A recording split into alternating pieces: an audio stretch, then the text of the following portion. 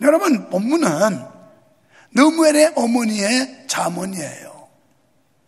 느무엘은 왕이었는데 그 왕의 어머니가 왕인 아들한테 당부하는 이런 내용인데, 왕으로서, 지도자로서, 권력자로서 해야 할 일과 하지 말아야 될 일에 대한 두 가지의 교훈을 하는 게 본문의 내용입니다.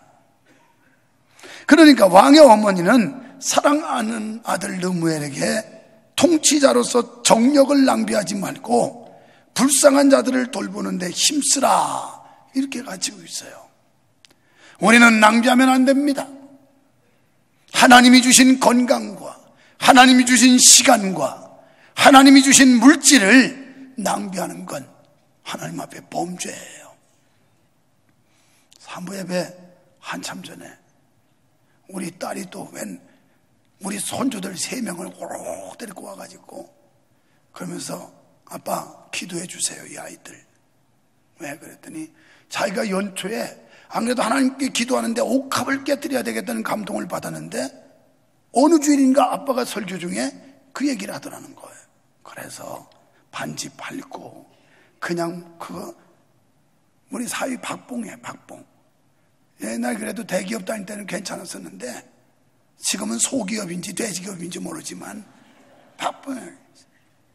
그런데 그걸 모아가지고 자기 아이의 이름으로 다른 애들 했지만 그래서 그걸 옥합을 깨뜨리겠다고 그걸 한 구자를 갖고 온 거예요. 간절히 기도해 줬습니다. 이 아이들 지혜와 총명과 명철을 주시고 이 아이들 앞날을 형통하게 해주시고 하나님이 높여주시고 건강하게 해달라고 축복을 빌었어요. 우리는 지금 친손자 하나 또 나왔다고 그랬죠? 그 아이 이름으로 또 할 겁니다. 그 아이 이름. 여러분, 우리가 하나님 앞에서 받은 것들이 뭡니까? 건강도 받았어요, 은사도 받았어요, 물질도 받았어요, 지위도 받았어요. 이 모든 걸 하나님의 영광 위에 써야 되는 거예요. 이게 믿는 자의 도리예요. 하나님이 주신 것들을 관리를 잘 못하고 흥청망청하는 행위는 하나님 앞에 영광이 안 되고 기쁨이 될 수가 없는 거예요. 지금 하나님이 주신 위치와 권력과 정력을 낭비하지 말아라, 자기 아들에게 간절하게 호소하는 느무엘의 어머니의 교훈입니다. 여기서 주목할 만한 내용은 통치자로서 왕은 항상 불쌍한 자들을 잊지 않고 돌보아야 한다는 겁니다. 사실 지위가 높은 사람들이 지위가 낮은 사람들을 가까이 하기는 어려워요. 그리고 부유하고 수준 있는 사람들이 자기보다 급이 낮은 사람들하고 친근하게 교제한다는 것도 쉽지도 않아요.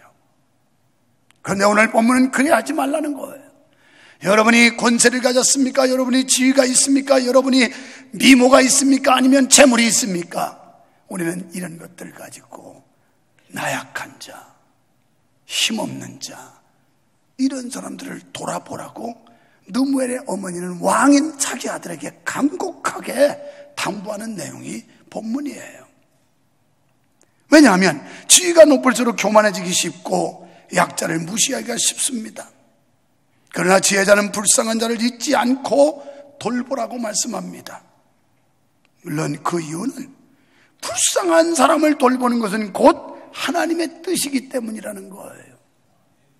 마태복음 25장 31절 이하에 보면 주님께서 오셔서 오른편에는 양과 왼편에는 염소를 놓고 그러면서 오른편에 있는 자들에게 상급을 베푸고 칭찬하면서 너희는 내가 줄였을 때 먹을 걸 주었고 벗었을 때 입을 걸 주었다 그랬더니 주님 아니에요. 우리는 주님 본 적이 없어요. 주님한테 그렇게 한 적이 없어요. 지극히 작은 자 하나에게 한 것이 곧 내게 한 것이라. 왼편에 염소 그룹에게 이야기합니다. 너희는 내가 줄일 때 먹을 걸 주지 않았고 벗었을 때 입을 걸 주지 않았다. 주님, 우리 그런 적 없다고요. 주님, 우리 만나지도 못했잖아요. 주님 만났으면 했을 거예요. 지극히 작은 자 하나에게 한 것이 곧 내게 한 것이라. 이게 주님의 가르침이에요. 약한 자, 가난한 자 도와주는 거, 이게 주님이 기뻐할 일이에요. 우리 교회가 자랑 같지만 개척해서부터 농어촌 선교를 한 교회예요. 제가 3년 동안 사례비를 받지 않고 우리 집사람이 직장 다니면서 그걸로 생활하고 은행 빚어둔 거 이자 갚고 이러면서도 선교를 한 교회예요. 그랬더니 하나님이 오늘 이 영광을 주셨고 이 엄청난 축복을 주셨어요. 여러분, 내가 볼 때 목사 중에서 나만큼 행복한 목사 없는 것 같아요. 아무리 자기들이 뭐 수만 명 된다고 해도 나만큼 행복하지 못해요. 내가 최고 행복한 목사예요. 할렐루야. 여러분도 이런 은혜와 축복을 받으시기를 축원합니다. 그래서 아들에게 하나님이 주신 것을 허비하지 않은, 제대로 바로 쓰라는 거예요. 왕은 하나님께서 주신 권위를 누리는 이 세상의 통치자입니다. 그러므로 왕의 권위는 하나님의 공의에서 나온 권위여서 하나님의 공의에 합당하게 사용되어야 합니다. 그런데 당시에 대부분의 왕들이 여자에게 혹은 술로 독주로 정력을 낭비하고 가난한 자, 불쌍한 자를 잊어버렸던 것입니다. 그러다 보니 하나님의 공의를 실현하지를 못했던 것입니다. 이러한 일들을 보한 왕후로서 아들에게 정력을 낭비하지 말라고 충고하고 있는 거예요. 나아가 하나님의 공의에서 나온 권위를 행사하는 왕으로서 적극적으로 곤궁한 백성의 억울한 재판을 실현하여 하나님의 공의를 실현해야 한다는 것입니다. 자신의 억울함을 변론할 능력도 없는 자, 고독한 자, 부모가 없는 고아나 과부, 약자를 보호해야 하는 것이 왕의 임무 중에 하나라는 거예요. 이걸 우리의 자녀들 어릴 때부터 이런 훈련을 시켜야 해요. 오늘도 일부 예배가 마치고 났더니 중등부를 담당한 교육자가 찾아왔어요. 그리고 계획서를 가지고 왔어요.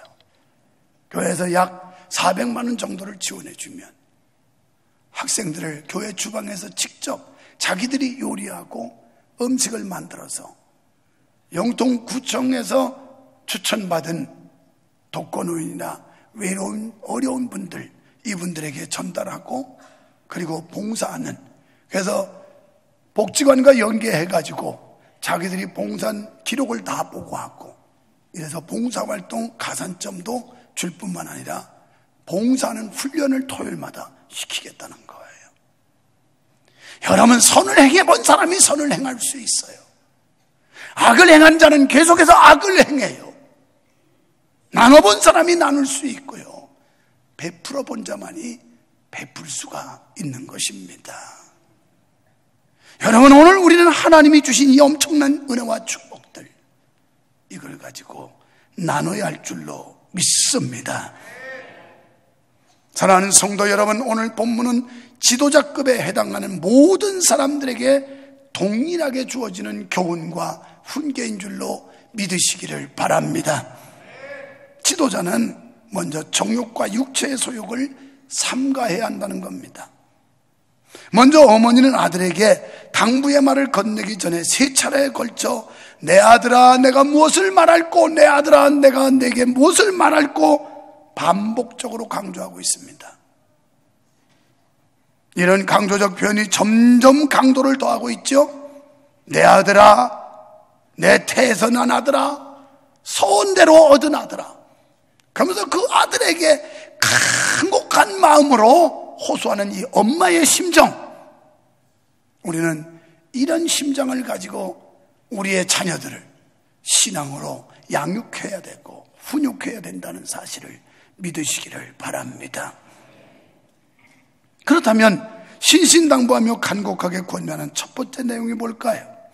여기서 어머니는 아들 솔로몬을 향하여 내 힘을 여자에게 쓰지 말라 하고 했습니다. 4절에서는 포도주와 독주를 마시거나 찾지 말아라, 그러니까 여자와 술을 가까이 하지 말라는 권고요, 훈계였습니다. 사실 솔로몬은 말년에 이렇게 살았어요. 많은 여자를 거느리고 술로 나를 보내면서, 사실 바쁘고 또 전쟁을 하고 이럴 때는 그럴 여가가 없었어요. 한가하니까 죄를 짓는 거예요. 성전을 건축하고 예루살렘 성곽을 건축하고 그 다음에 이방 나라 정복하고 이럴 때는 여념이 없었어요. 그런데 모든 태평성대를 누리면서 안정되니까 그때부터 변질하고 타락하기 시작했어요. 나는 목회하면서 그런 사람들 참 많이 봅니다. 어렵고 힘들 때는 그렇게 주님 사랑하고 교회 섬기고 하다가 이제는 배불러지고 등 따시니까 언제 그랬느냐는 듯이 등 돌려버리고 하나님을 멀리하는 배은망덕한 행위들을 많이 보게 됩니다. 우리 이러지 맙시다. 하나님의 은혜에 끝까지 감사할 수 있는 올곧은 신앙을 가지시기를 축원합니다.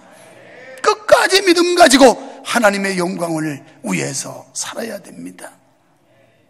여러분, 말년에 솔로몬은 많은 이방 여인들을 취했어요. 정복전을 하면서 이 평화를, 태평성대를 누리겠다고 정략적 결혼을 한 거예요. 그래서 그 나라의 여자들을 데려다가 부인 삼음으로 인해서 더 이상 반역을 일으키지 않도록 하겠다고 하는 인간적인 생각으로 정략적 결혼을 한 거예요. 그러나 이런 일들은 거룩한 하나님의 백성으로서 엄히 경계해야 할 무서운 악행이었습니다. 이렇게 이방 여인들과 정략 결혼을 하다 보니까 이스라엘 나라는 우상들이 막 치고 들어와가지고 완전히 여호와의 신앙이 변질돼 버리고 우상국가로 전락하는 비극, 정말 타락하고 패역한 이런 나라를 만들게 된 거예요. 당시 이런 형편을 곁에서 지켜보던 어머니로서 술과 여자를 멀리하라고 간곡하게 권면하였던 것입니다. 여러분, 이런 권면은 이 세상 남자와 가정에게 주는 공통적인 교훈인 줄로 믿습니다. 술과 여자를 가까이 하는 것은 단순히 가정 파괴뿐이 아니라 사회와 국가를 파괴하는 행위가 되며 하나님의 창조 질서를 무너뜨리는 행위가 되는 겁니다. 지난 7일 날 영국의 일간지 가디언이 발표한 거에 의하면 세계에서 술을 가장 많이 먹는 도시를 꼽았는데 그 중에 하나가 서울이래요. 대한민국 서울. 그런데 그 이유를 가디언지에서 설명한 게 뭐냐면 한국의 회식 문화 때문이다.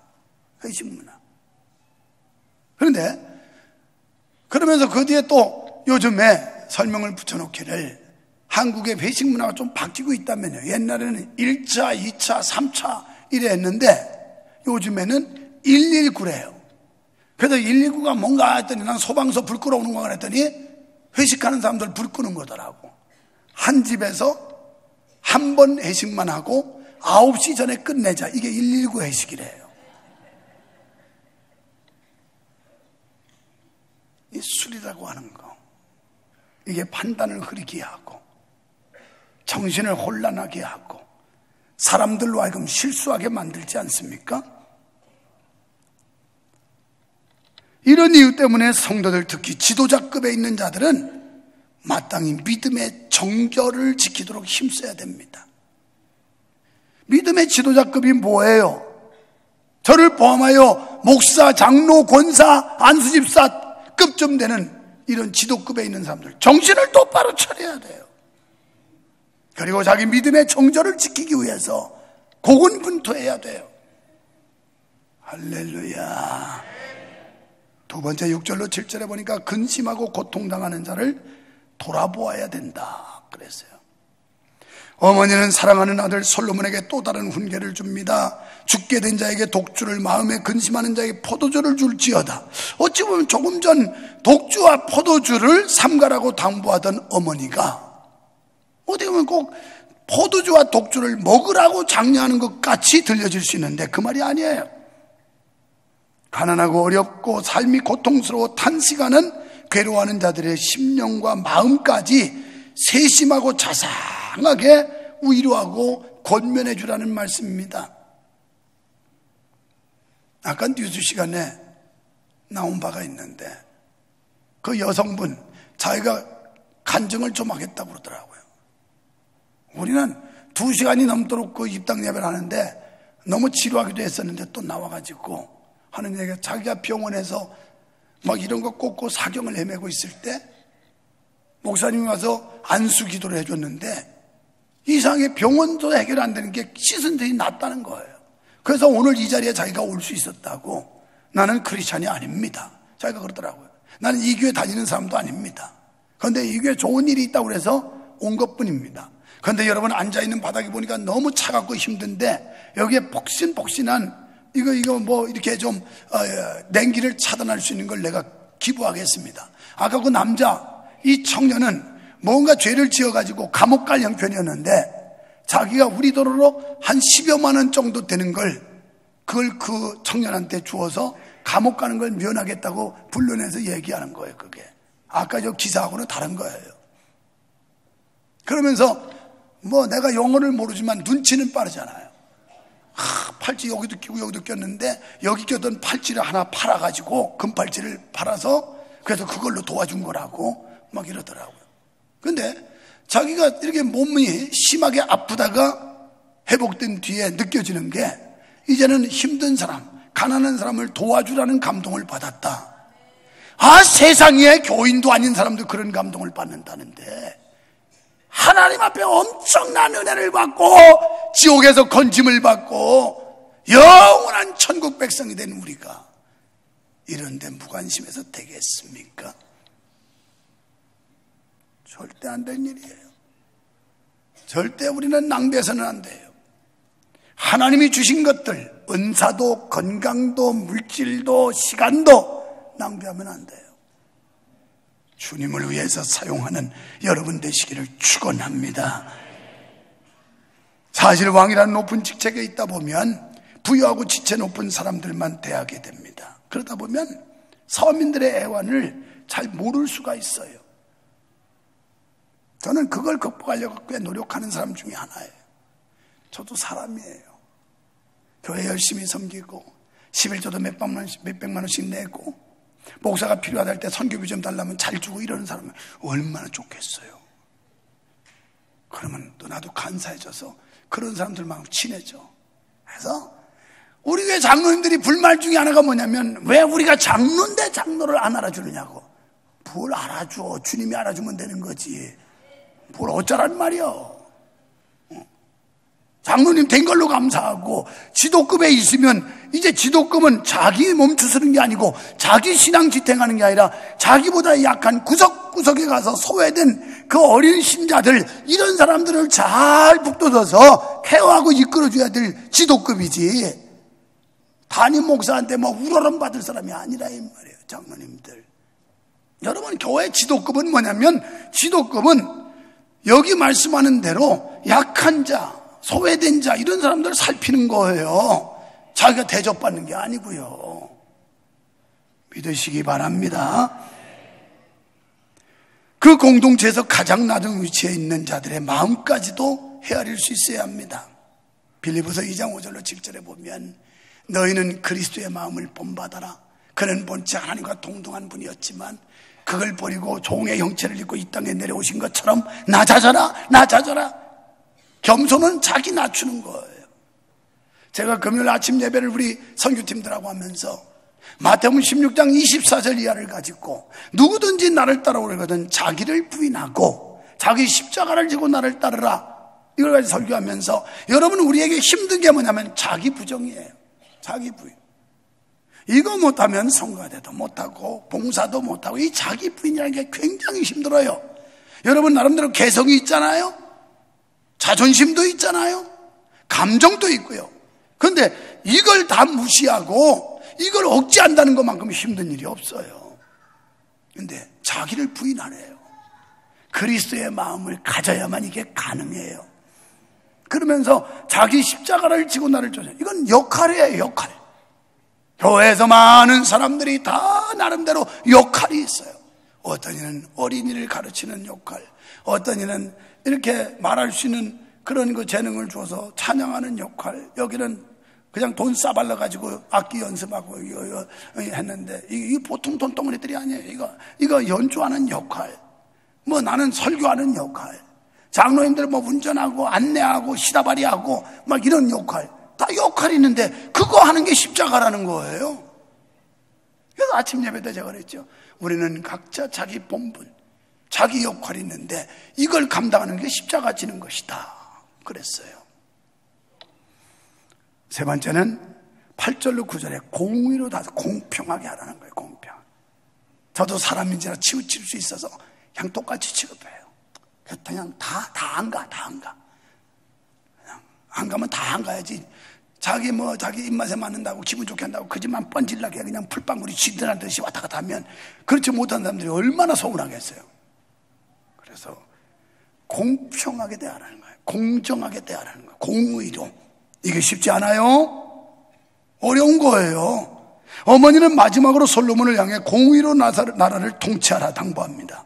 8절과 9절에서 너는 벙어리와 고독한 자의 송사를 위하여 입을 열지니라. 너는 입을 열어 공의로 재판하여 간곤한 자와 궁핍한 자를 신원할지니라. 여기서 벙어리란 스스로 송사하고 항변할 능력이 없는 자를 가리키는 거예요. 아무튼 이들은 하나같이 스스로의 능력 결핍과 남의 도움을 받아야 하는 자들입니다. 어머니는 솔로몬에게 왕 자신이 바로 이런 자들에게 도움을 줘야 한다. 이런 권면과 훈계를 하고 있는 거예요. 그 방법이 뭡니까? 그것은 공의로 나라를 다스려야 된다는 겁니다. 사실 왕의 권한은 대단합니다. 왕 한 사람의 의지에 따라서 그 사회는 의로워질 수도 있고 부정해질 수도 불의해질 수도 있어요. 더군다나 우리나라 대통령 중심제 같은 제도에서는 더더군다나 그래요. 그 지도자 한 사람의 영향력이 나라를 엇부터 차쳤다 할 수 있어요. 이런 면에서 우리는 왕을 잘 뽑아야 돼요. 잘 뽑아야 돼요. 그래서 어머니는 아들 된 임금에게 공의를 위해 입을 열어라 그랬어요. 우리가 사는 이 시대에 공의를 행하는 왕을 볼 수 없어 안타깝습니다. 정말 내로남불이고 자기들의 실수나 실언에 대해서는 그저 변명하고 감언이설로 떼어맞히고 책임을 지지 않아요. 그런데 남의 실수는 가차없이 공격해서 신랄하게 처참하게 만들고, 이게 정말 안타까워요. 자신의 자리를 지키기 위해 안간힘을 쓰고 겉모술수로 백성들을 속이려 합니다. 정령 공의를 세우기 위해 통치자가 입을 열 때 그 나라는 공의가 지배하는 정직하고 평화로운 나라가 되는 줄로 믿습니다. 사랑하는 성도 여러분, 사회와 공동체에서 지도자로 부름받은 우리 성도들은 더욱 본문의 훈계에 귀를 기울여야 합니다. 먼저 온갖 육체적 소유과 향락을 삼가고 자신의 몸과 마음을 성결하고 정결하게 해야 합니다. 그리고 항상 공의를 따라 판단하고 공의를 쫓아 행동하는 여러분 되시기를 축원합니다. 우리 각 사람에게 주신 본분과 책임이 있을 터이니 이것을 잘 감당해서 주님 앞에 섰을 때 잘했다 칭찬받는 우리 모두가 될 수 있기를 주님의 이름으로 축원합니다. 축원합니다.